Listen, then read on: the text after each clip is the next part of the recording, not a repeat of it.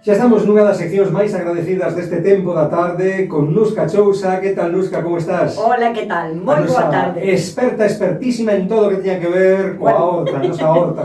E mira que lles gusta aos ointes da tarde enviar whatsapps, Sí. Hai unha manchea deles que non sei se un día imos dedicalo completamente ás curiosidades, ás dúbidas, ás preguntas. Eu teño aquí xa impresos uns cantos e acaba de chegar un que tamén agora ten por aí Maite. Lembramos o número, Maite? Lembramos o número dos WhatsApps para as consultas: 627 751 962. Mandade mensaxes, non chamedes.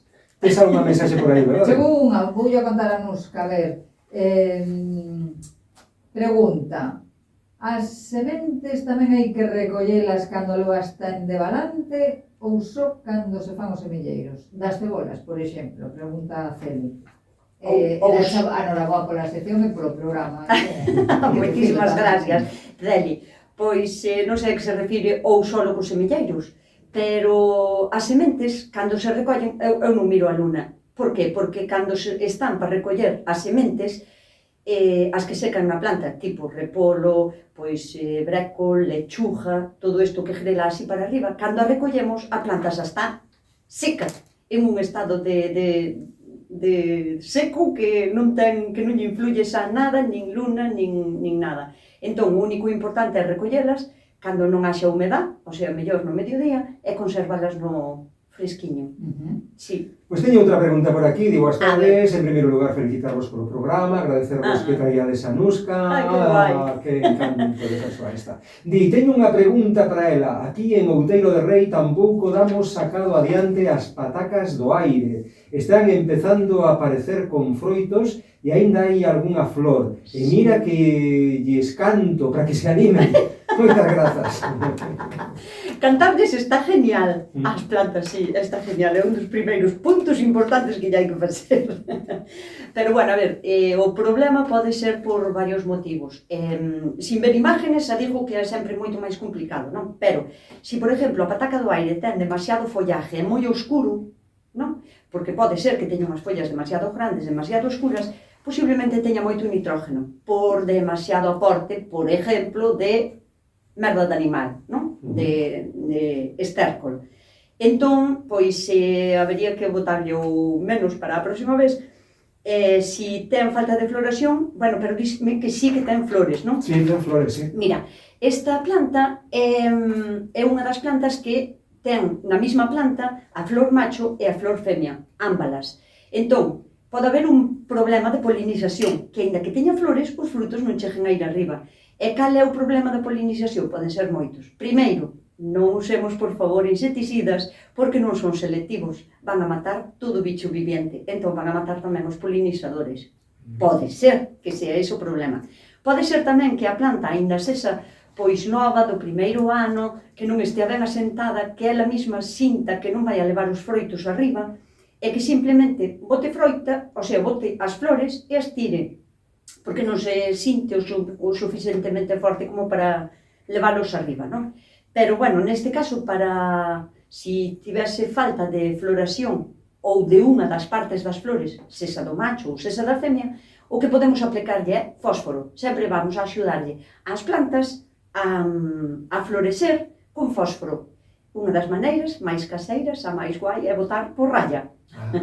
Ceniza. A ceniza de madeira pura. Insisto sempre moito, que non sexa madeira que tivese vernices, nin tratamentos contra...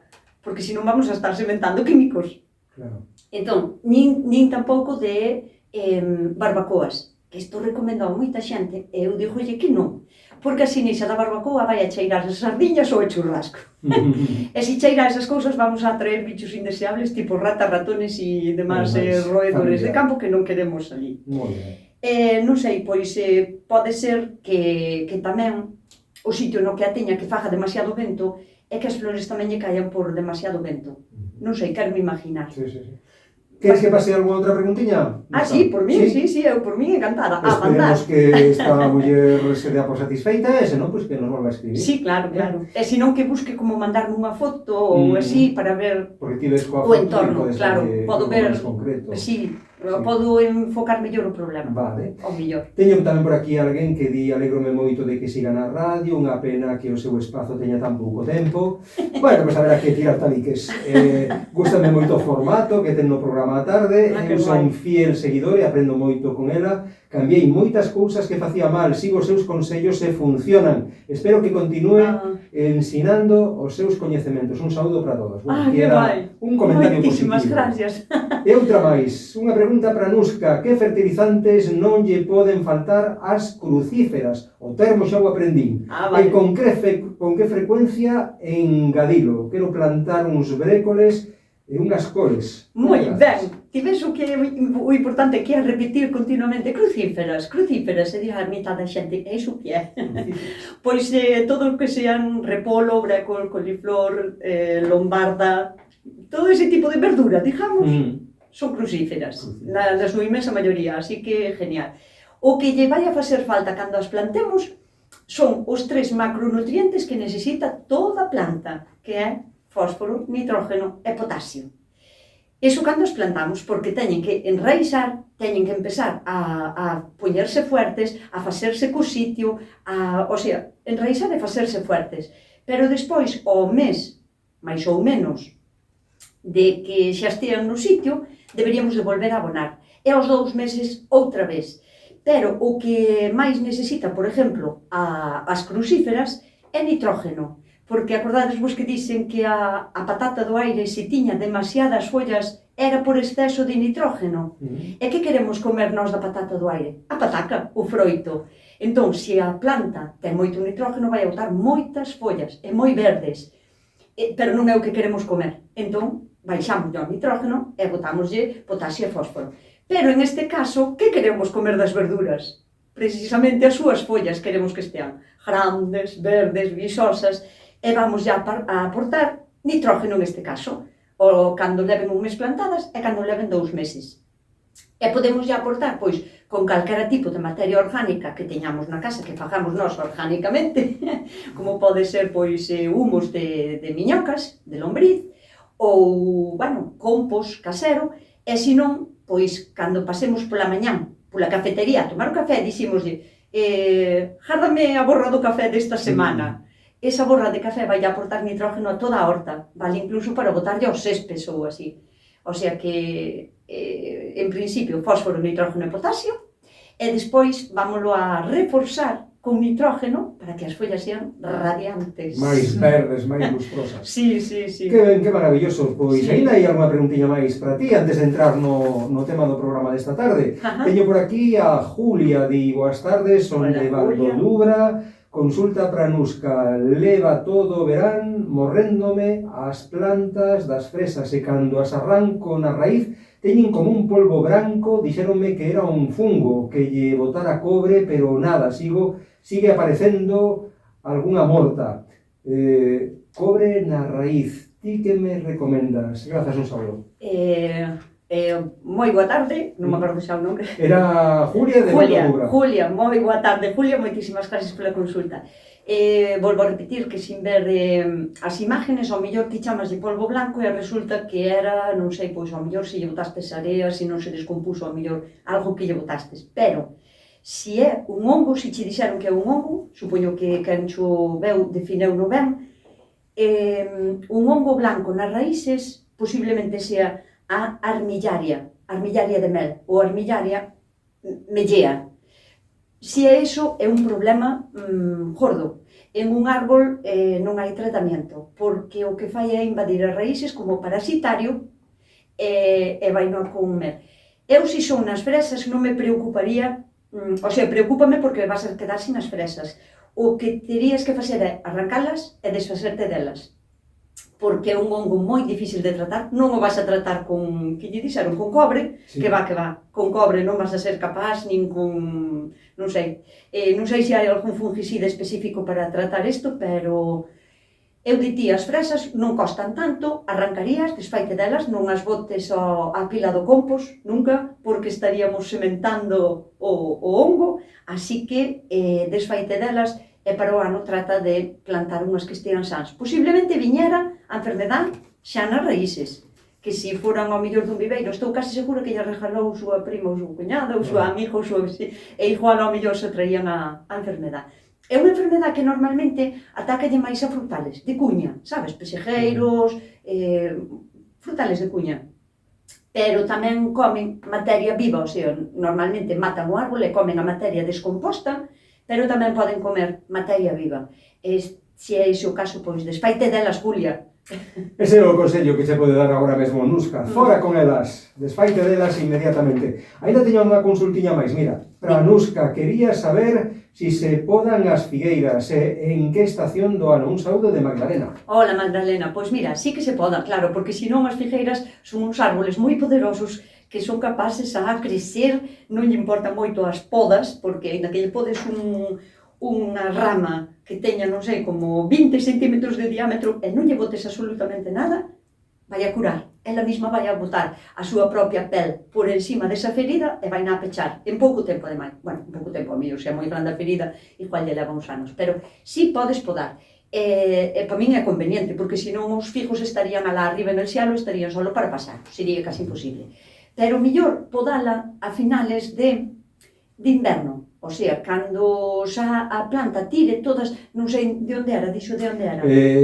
Non, bueno, dá igual, porque o inverno ao final pasa factura por todos os lados. Si cando tire as follas, e xa non teñamos froitos que coller, pensamos que o árbol está en letargo. O sea, que cando menos daño lle podemos facer. E aí é cando podes podar, sin medo. Hasta onde lle chegas ben camar. Dalle, Julia. Dalle, veña, xa nos contarás, amiga. Dalle.